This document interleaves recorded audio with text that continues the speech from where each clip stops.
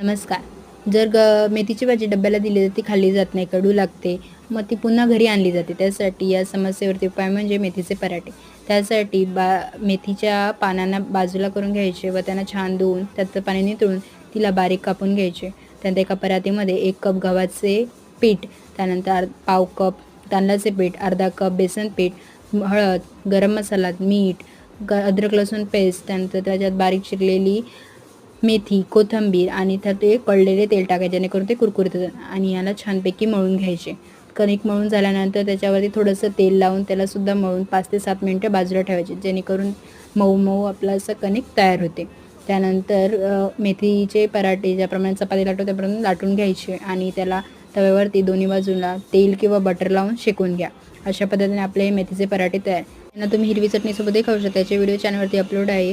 तसेच टोमॅटो केचपसुद्धा. जर व्हिडिओ असेल चॅनल लाईक आणि सबस्क्राईब नक्की करा.